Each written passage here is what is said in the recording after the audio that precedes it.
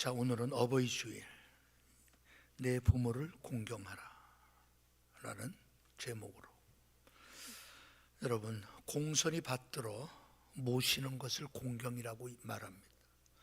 공손히 받들어 모신다. 누구를? 부모님을.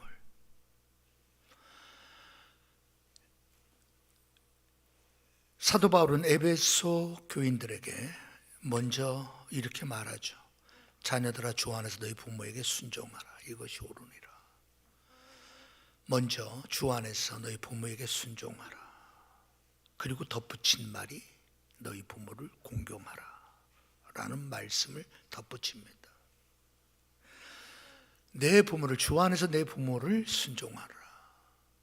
말 그대로 순순히 따르는 것이 순종이죠. 순순히 따르는 거예요. 네, 알겠습니다. 네, 그렇게 하겠습니다. 네, 이게 순종이죠. 거기에다가 덧붙입니다. 공경하라고. 왜냐하면 순종은 억지 순종이 있을 수 있어. 마지못해 순종할 수 있어. 마치 종처럼. 종은 순순히 따를 수밖에 없어요. 마음이 내키지 않지만 종이기 때문에 어쩔 수 없이 따라요. 속으로는 불평하면서, 입은 삐죽거리면서 거짓 순종이죠. 그런데 거짓 공경은 없습니다. 공경, 거짓 공경은 있을 수가 없어요. 공손히 받들어 모시고자 하는 그 마음이 공경인데 이건 거짓이 있을 수 없어요. 그렇다면 사도 바울이 순종하십시오. 이게 그리스도인의 삶입니다. 우리는 부모에게 마땅히 순종해야 됩니다. 그리고 난 다음에 덧붙인단 말이에요. 그리스도 안에서 우리는 부모님에게 공경해야 됩니다. 왜 덧붙일까요? 공경하는 마음에서 참된 순종이 나오기 때문에 그래요. 순종을 우리가 해야 될 의무라고 한다면 그 의무가 우리의 마음으로부터 진심으로 일어나게끔 만드는 게 공경하고자 하는 마음의 태도에서 나오는 거예요. 공경하고자 하는 마음의 태도가 내 안에 없다면 진정한 순종이 있을 수 없어요. 우리 마음속에 공경하고자 하는 마음이 우리 안에 일어난다면 우리는 어떻게 해요? 순종하는 삶을 살게 되는 거예요. 그런데 주 안에서 이렇게 하십시오라고 말해요. 주 안에서 순종하십시오. 우리가 오해하기 좋아요. 주님 안에서 해야 할 순종 따로, 주님 안에서 해야 될 일이 아니기 때문에 나는 이거는 불순종, 이렇게 오해할 수 있어요. 여기서 주 안에서 순종하십시오 이렇게 말하는 것은 주 안에서 너희 부모에게 라고 하는데 방점이 있는 게 아니에요. 주 안에서 부모에게가 방점으로 생각하지 말고요, 우리는 마땅히 순종해야 됩니다. 왜요? 우리는 주님께 하듯 부모에게 순종하십시오라는 표현이에요. 예? 내가 부모님에게 내가 순종하는 것이 교회를 핑계대지 말고 하나님을 핑계대지 말고, 우리가 잘 아는 고르반 이야기 있잖아요. 이거는 하나님 앞에 구별된 것이기 때문에 나는 부모님에게 봉양할 그러한 여유가 없습니다. 그러지 말라라는. 자, 주 안에서 너희 부모에게 순종하라 라고 말할 때 바울은 부모에게 방점을 찍어둔 것이 아니라 순종하라라는 데 방점을 찍어둔 거예요. 그 말은 우리는 부모에게 순종해야 돼요. 마치 주님께 순종하듯. 그 말을 지금 하고 있는 거예요. 그래서 여러분, 우리가 어떻게 정말 이룰 수 있을까? 아니 여러분, 마틴 루터가 아까 표현한 것처럼 우리의 육신의 부모에게 이렇게 순종하듯 왕께, 성직자에게, 당시 교사에게도 부모와 같은 이 마음을 가지고 내가 어떻게 대할 수 있겠어요? 육신의 부모한테도 제대로 못하는데. 근데 그렇게 해야 된다. 뭐가 그게 만들어줘요? 공경하고자 하는 태도입니다.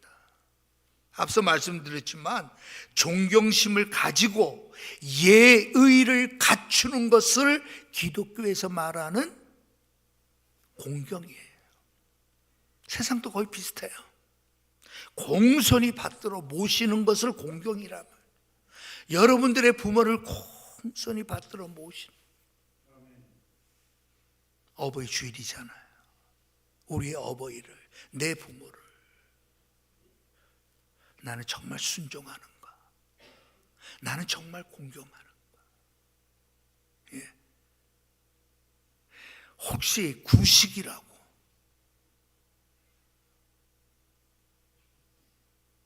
신식이 아니라고 저 구석진 곳에 혹시 부모님을 놔두지는 않았는지 우리 생각해 볼 수 있죠. 그건 틀렸어요. 여러분, 옳고 그름을 내가 판단할 때가 많잖아요. 우리는 부모님이기 때문에 우리는 순종하는 거예요. 부모님이기 때문에 우리는 공경하라는 것이 하나님의 명령이에요. 그것을 에베소서에서는 약속 있는 첫 계명이라는 표현을 쓰는 겁니다. 그리스도인들에게 부모에게 순종하고 그리고 부모를 공경하는 삶은 그리스도인들의 표지입니다. 그래서 베드로전서 1장 14절에 보면 사도 베드로는 우리 그리스도인들을 뭐라고 표현하는 줄 아세요? 순종하는 자들이라고 불리워지는 존재라고 우리를 말해요. 그리스도인들은 순종의 자녀로 불려진 자들이에요. 그리스도인들은 순종하는 자라고 불려졌어요. 1세기 때는. 오늘 여러분 정말 순종합니까? 부모에게 정말 공경합니까? 그 기준이 뭐죠?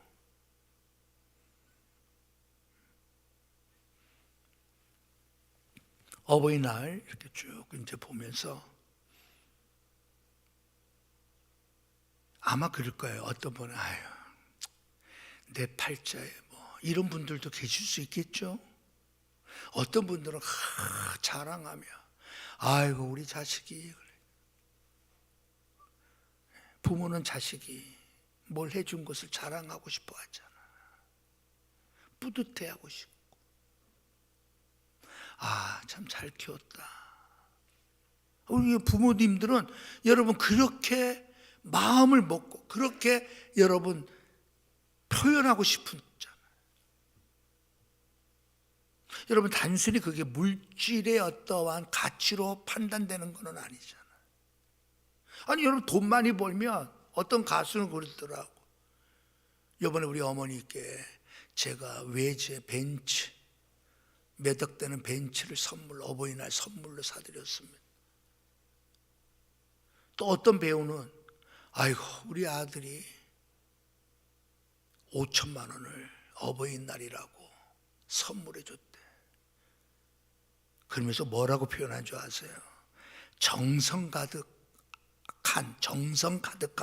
아들 선물에 찐 감동을 받았다나 어쨌다나. 여러분 5천만 원 선물해 줄 수 있으면 좋죠. 여러분 어떤 그런 물질이 많기 때문에 부모가 감동받는다는 것은 유치하지 않아요. 여러분들은 어떨 때 자녀들로 인해서 감동받고 싶어 합니까? 제가 그것을 위해서 한 예를 들게요. 우리가 너무나 잘 아는 57세에 결혼한 사람이 있습니다. 존 메가더입니다.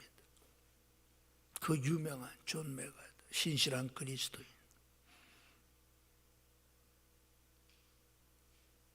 그는 이렇게 기도하죠.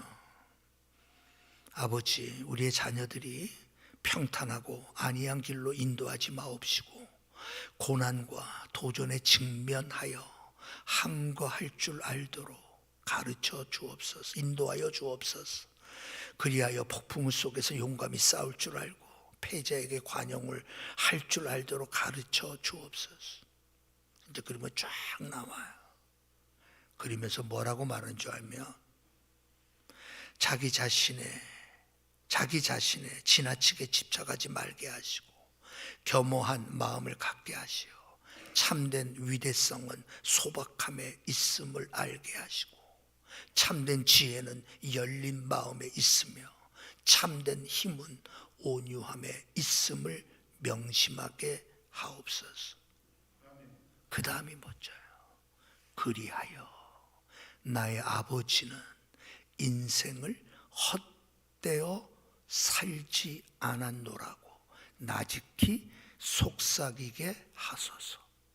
그러니까 끝나요. 이게 존 메가더가 57세에 결혼하여 얻은 그 얼마나 귀한 아들이겠어요. 자녀를 위한 기도문을 그렇게 적었어요.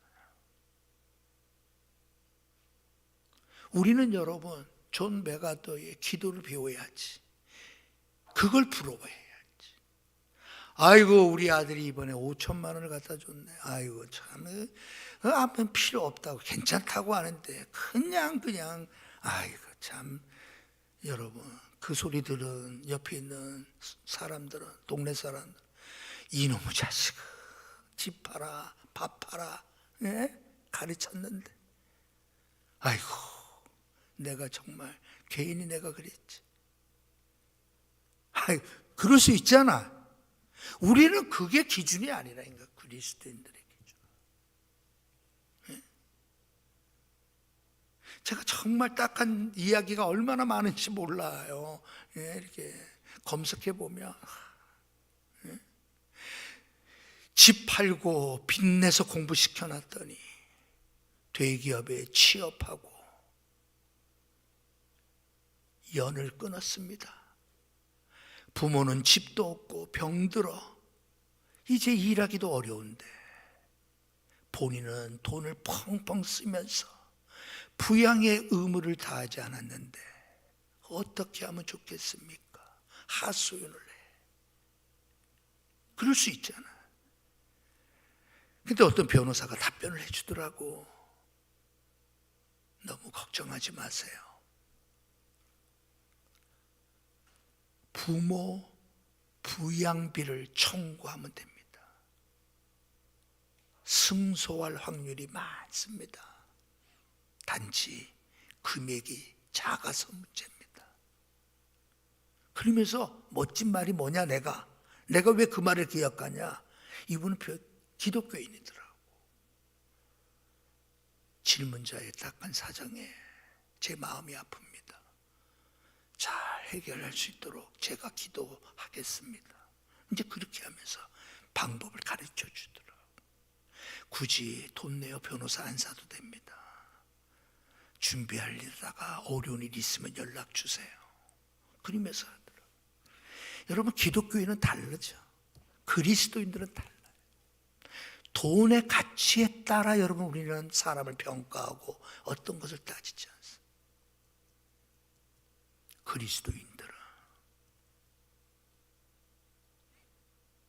이 세상 사람들이 생각하는 거, 그거를 여러분 하찮게 여겨야 정상입니다.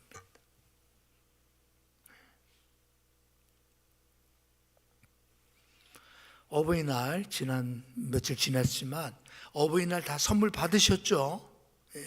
이몽옥 권사님 두호가 무슨 좀 가져왔습니까? 두둑히 안 가져오면 하여튼 목사가 양 야단친다 그래.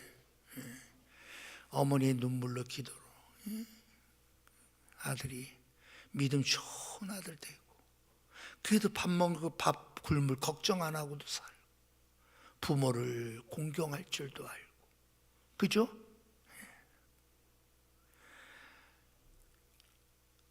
우리나라 평균이요, 직장인들 평균이 어버이를 위해서 쓰는 금액이 33만 원이래요. 33만 원. 나는 우리 자식한테 33만 원이 되는지 내가 가격표를 한번 봐야 될 것 같아. 가격표. 오늘 여러분 세상 사람들은 그걸로 여러분 자식이 부모에게 무엇을 했는가 이렇게 따져요. 우리는 여러분 우리의 자녀가 어떠한 자녀가 되었는가로 부모에 대한 진정한 공경의 잣대를 우리는 삼는 겁니다. 메가더 장군이 기도했던 것처럼 그들의 자녀가 그러한 삶을 산다며, 자녀로서 부모에게 최고의 선물을 해드린 거죠. 무엇을 여러분 물질적인 뭔가를 손에 안겨드렸던 것이 아니라 부모가 그토록 기다리고 부모가 그토록 기도하며 이러한 자녀가 되게 해달라고 기도한 대로 우리들의 자녀가 그러한 삶을 살 수 있다면 최고의 선물을 여러분들은 받으신 겁니다. 그래서 여러분 약할 때 자기를 돌아볼 줄 아는 여유를 갖고, 두려울 때 자신을 잃지 않는 용기를 가지고, 정직한 패배에 부끄러워하지 아니하고 승리에 겸손하고 온유한 삶을 살아가는 자녀가 되었다면 부모로서 최고의 선물을 받은 겁니다. 우리는 이것이 목표가 되는 거예요. 왜 여러분 내 부모를 순종하라, 왜 내 부모를 공경하라라고 왜 합니까? 그러한 자녀가 되기를 원해서 그런 거예요. 여러분 그것이 약속 있는 첫 계명이에요. 자녀의 삶이 이렇기 때문에 하나님께서 주시고자 하시는 첫 계명인 이 약속, 하나님의 약속, 장수하리라는 이 약속 여러분 받은 거예요. 단순한 생물학적 생명이 오래 사느냐가 아니에요. 그들의 삶의 원리 자체가 이미 하나님께서 주시고자 하신 모든 것들을 받기에 준비되어졌다 이 말입니다.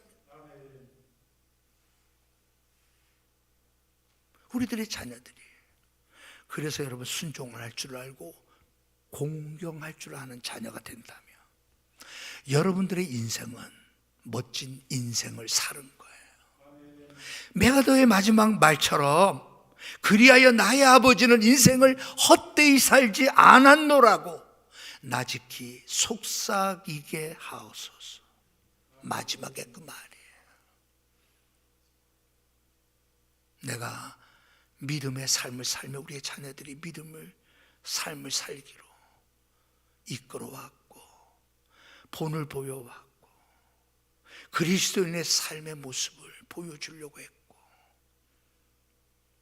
헌신과 봉사이사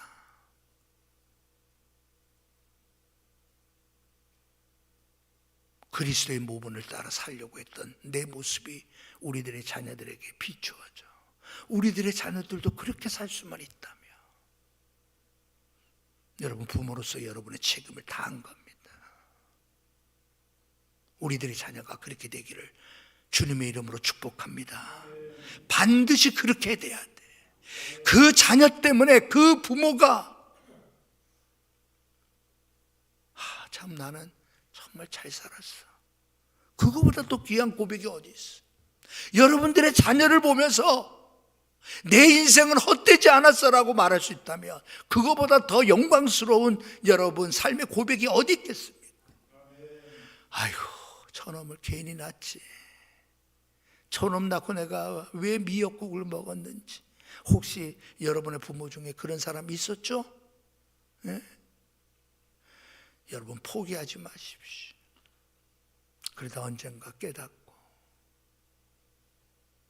여러분들이 눈물로 기도했던 대로 자녀들이 주님께 돌아올 것이고, 성경이 기록한 말씀처럼 부모를 말씀에 순종하고 그리고 공경하고자 하는 그런 삶을 살게 될 줄로 믿습니다. 그렇다면 여러분 보십시오.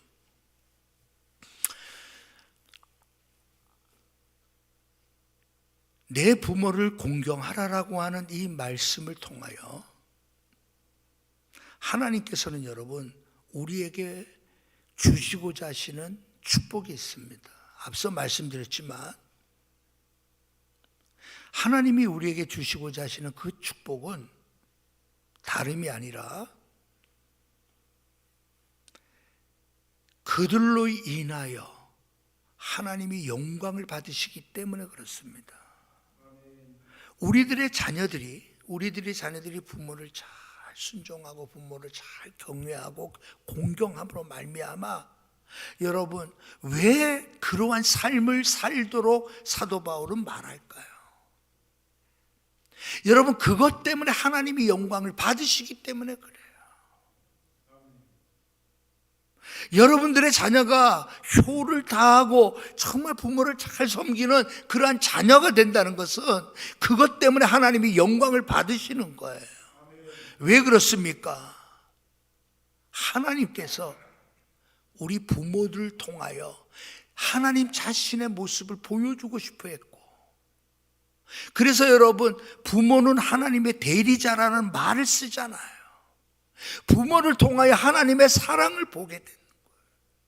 부모의 모습을 통하여, 헌신적인 모습을 통하여 하나님의 오래 참으심을 배우게 되고 하나님의 긍휼을 배우게 되고 하나님이 안타까워하며 눈물 흘리시는 부모님의 모습을 보이게 돼요. 누구를 통하여? 부모의 모습을 통하여. 그래서 그 하나님을 알게 돼요. 그래서 그 하나님을 영광을 돌려드리는 삶을 살게 돼요.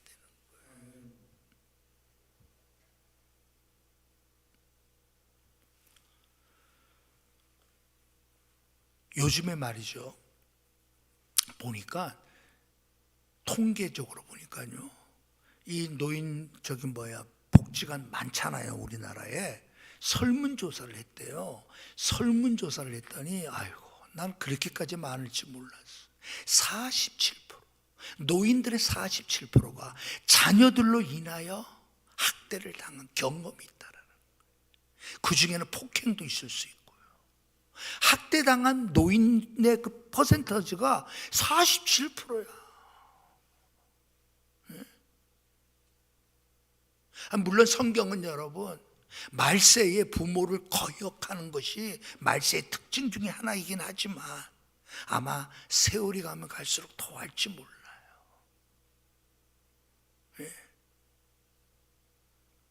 제가 이제 서울대병원에서 이제 충영교회에서 기도하는 그 목사 장로 기도회에 참석하기 위해서 이렇게 쭉 가야 될 길이 내가 옛날 어렸을 때 다녔던 길이야. 그 길이. 그래서 많이 갔던 오장동, 오장동을 지나 엠베서더 호텔을 지나 장춘당 공원을 지나 장축체육관을 지나 약수동, 다 내가 어렸을 때 살던 동네, 많이 갔던 동네. 오장동 하면 어머니가 좀 몸이 그러가, 얘야 냉면 좀 사오너라. 예. 그래서 약수동 산 꼭대기에서 오장동이라는 곳까지 버스 한 번 타고 냉면이 부를까봐 정신없이 막 사가지고 뛰던 그때 생각을 하고, 그때 생각, 어버이 주일이니까 이번 주가 또 어버이에 대한 설교해야 되니까 그러면서 오장동의 추억이 떠오르더라. 아, 저기서 먹고 갈까. 오늘 여러분, 요즘 시대는 효를 기다리고, 옛날 같은 효의 사상은 우리나라도 많이 무너진 것 같아요. 오늘도 일부 예배 때 제가 충격을 받았어요. 왜 그랬냐면 내가 물어봤어요. 나는 우리 집사람과 나와는 아직 해결하지 못한 한 가지가 있는데, 그게 뭐냐면 이제 우리 아들 결혼하게 되잖아. 짝은 아직 없지만. 그래서 나는 우리 아들 결혼하면 우리랑 함께 살자고. 나는 함께 살고 싶어 해. 그런데 우리 집사람은 절대 지금이 어느 시대인데 정신 나갔다고. 그래서 그 문제가 아직 해결이 안 돼서 우리 아들도 아직 결혼을 못하고 있어. 그 일부 예배 때 내가 그랬더니 목사님 큰 탈납니다. 아니 어디서 같이 살려고 지금. 아이고 그런 생각 마세요. 막 그러더라. 나는 같이 살고 싶은데. 여러분, 세월은 그렇게 된 세월이에요. 우리 그리스도인들은 옛날 같은 효를 기다릴 수 있는 시대는 아니야. 우리가 할 수 있는 일이 뭐예요? 내 부모를 순종하는 거예요. 주님께 순종하다. 내 부모를 순종하고자 하는 거예요. 여러분, 말 그대로 순순히 따른다는 거죠. 부모님의 말씀에 그냥 순순히 따르는 거예요. 부모를 여러분 정말 공손히 받들어 모시려고 하는 마음, 이게 여러분 뭐예요? 그리스도인의 삶이에요. 우리의 자녀들이 이 원리에 따라 살 수 있기를 하나님은 바라서 에베소서에서 사도 바울이 쓴 거예요. 이거는 삶의 원리라는 거예요. 그리스도인의 삶의 원리의 첫 번째가 뭐예요? 그래서 약속이 있는 첫 계명이라는 표현을 쓴 거예요. 여기서부터 모든 게 출발하잖아요. 우리들의 자녀가 그렇게 될 수 있기를 주님의 이름으로 축복합니다. 자, 그러기 위해서 여러분, 요즘에 제가 이거 보면서 흔히들 우리가 옛날에 그랬잖아요. 요즘 아파트가, 요즘에 신방 관리도 여러분 새로 저쪽 아파트 이제 이름이 무슨 이름인지 모르겠어 막. 그냥 간단하게 쓰면 좋은데 아파트 이름도 왜 그렇게 긴지. 그래서 흔히 웃는 말로 시어머니가 못 찾아오도록 그래서 아파트 이름을 그렇게 어렵게 짓는다 그러잖아요. 그래서 내가 한번 찾아봤어요. 우리나라에서 가장 어려운 아파트 25글자더라고.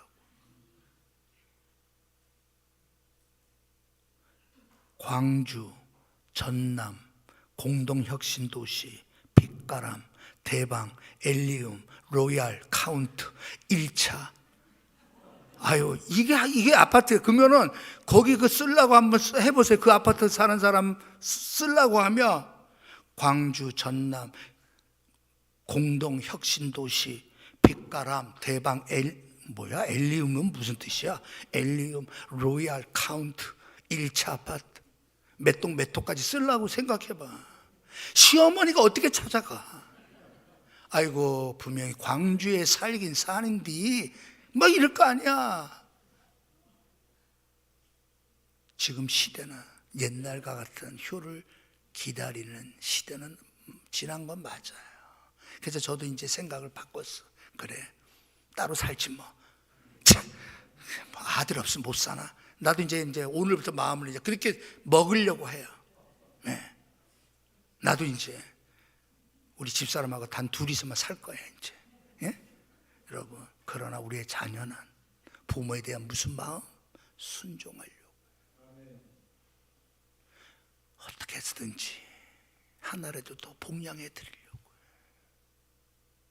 여러분, 그렇게 하는 것이 그리스도인의 삶이고, 마땅히 우리들의 자녀가 이렇게 되기를 주님의 이름으로 축복합니다. 이러한 자녀가 되도록 기도해야 돼. 기도해야 돼. 여러분들이 말한다고 해서 자녀들이 듣고 여러분 따라오는 시대가 아니잖아요. 눈물의 기도를 하고 자녀를 위한 진정한 축복은 이러한 자녀 되게 해 주십시오. 기도해. 그렇게 될 때 여러분의 가정은 살아나는 거예요.